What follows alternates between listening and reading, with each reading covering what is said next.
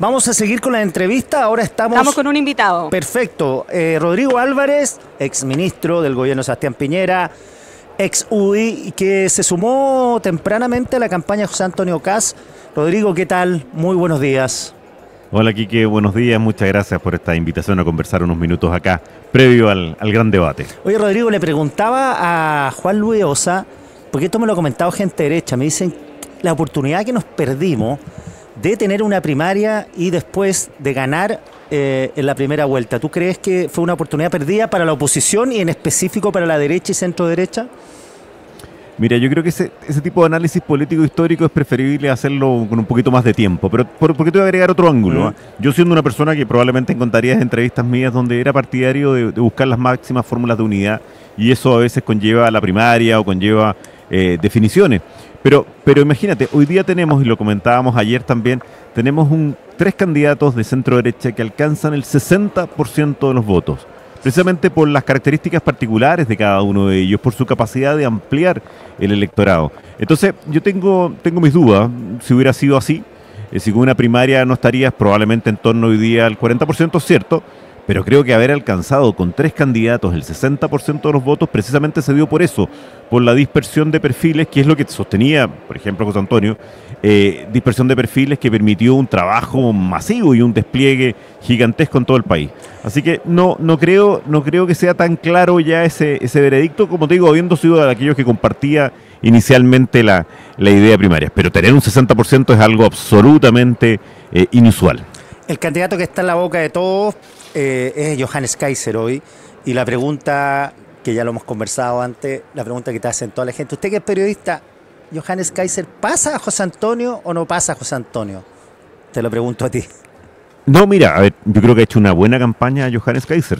Creo que hemos presenciado varias buenas campañas, sobre todo en esta última etapa, en una elección que ha sido además muy variable. Es cosa de recordar quiénes han estado cabezándola en distintos momentos durante el último año.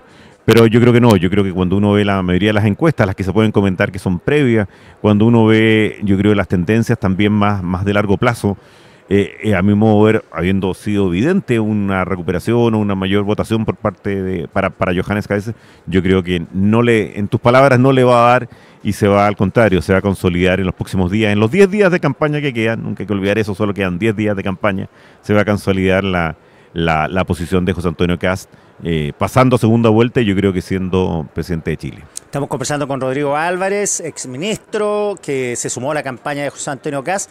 Rodrigo, Juan Luis Osa me decía que los tres candidatos de derecha, estamos sacando a Parisi, están en un empate técnico. Yo le decía, bueno, que a republicanos y a los partidarios de Kast no les gusta esa premisa, porque dicen, nosotros en la encuesta estamos bien lejos del segundo y el tercero. Esto, el empate técnico, como que se instaló, ¿no? Yo creo que mira, yo creo que es un éxito comunicacional de ciertos sectores, porque no he visto nunca un empate técnico. De hecho, cuando hay un empate técnico es en el tercer lugar, y ha sido entre Parisi, Kaiser y Matei. O sea, José Antonio Kast en 18 de 19 encuestas ha estado por lo menos sobre 6 puntos arriba del segundo, en algunas acercándose, como tú bien decías, Johannes Kaiser, pero jamás he visto, ni siquiera en todos los márgenes de error, salvo en una de las encuestas, una situación de empate técnico. De hecho, yo creo, como te decía, que si hay un empate técnico es por el tercer lugar, no por el segundo, y por lo tanto me parece que la segunda vuelta electoral va a ser Janet Jara y José Antonio Kast. Rodrigo, supongamos que Kaiser no le va mal, pero tampoco pasa a segunda vuelta. ¿Esa derecha de Kaiser, tú crees que se va a adaptar a un pacto de gobierno si gana Kast, por cierto, o a una oposición si gana Jara, más bien unida que dividida? En la mayor parte de nuestra vida política hemos visto el funcionamiento de grandes coaliciones. Pero en realidad, cuando uno estudia la historia política y cuando uno ve cómo funcionan los gobiernos, hay distintos modelos y hay distintas fórmulas y hay distintas necesidades de ir conversando, de ir negociando, de ir llegando a acuerdos. Yo creo que el gran desafío para quien gane la elección presidencial, que yo creo que va a ser José Antonio Kast, es sin duda alguna poner de acuerdo, alcanzar alianzas, tener movimientos conjuntos con los sectores que representa Evelyn Matei, con los sectores que representa Johannes Kaiser. Si eso va a ser una gran coalición, si eso va a ser acuerdos específicos, bueno, será una definición que va a ir corriendo en el tiempo. Pero hay algo que une muy fuertemente a esos tres candidatos, y yo creo que une muy fuertemente a más del 60% de los chilenos, que es la definición de cambiar este gobierno, de que se acabe lo que ha sido este gobierno, el Frente Amplio, el Partido Comunista y otras fuerzas, y eso es un factor unificador muy, muy potente, creo yo, a partir de la segunda vuelta. Oye, estaba pensando en la mañana, estaba leyendo Clarín, bueno, y se decía que Juan Luis Daza podía ser José Luis, sí, Juan Luis Osa. José Luis Daza podía ser el secretario de Finanzas de Argentina, que es como el ministro de Hacienda. Nombraron a otra persona. No es mal nombre Daza para acá, ¿o no? O sea, yo creo que ha sido un economista absolutamente destacado, con un rol internacional que tú recordarás, también ayudó mucho en la campaña anterior, pero creo que hay grandes nombres en el área económica, en las distintas candidaturas y particularmente en las candidaturas de centro derecha.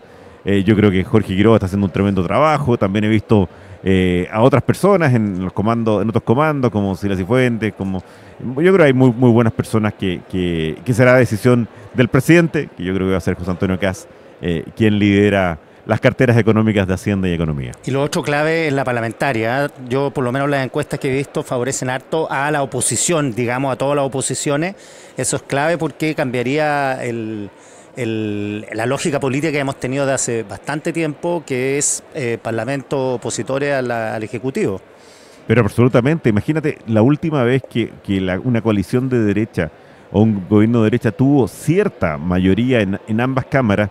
Tenemos que remontarnos a más de 80 años atrás. Claro. O sea, estamos hablando de una diferencia enorme. O sea, imagínate cuando tú recordaban que yo fui presidente de la Cámara de Diputados. Cuando yo fui presidente de la Cámara de Diputados, como representando a la derecha, habían pasado más de 50 años de la última vez que alguien. Entonces esto es inusual. Pero no solamente eso, yo creo que también es muy importante darse cuenta, y lo comentábamos ayer contigo, el cambio de nombres y el cambio de énfasis y el cambio de figuras. Y eso es tan fuerte. O sea, cuando uno ve que hay 17 senadores que probablemente dejen el Congreso, ya sea porque están obligados o porque en un momento van a perder elecciones, y se van senadores tan destacados como Lagos Weber, como Coloma, como Galilea, como Pepe García, como Jimena Rincón. El cambio de énfasis y de rol y de liderazgo político va a ser también muy marcado a partir del próximo 11 de marzo. Rodrigo Álvarez, 1.000.000 de gracias por esta conversación y disfruta el debate.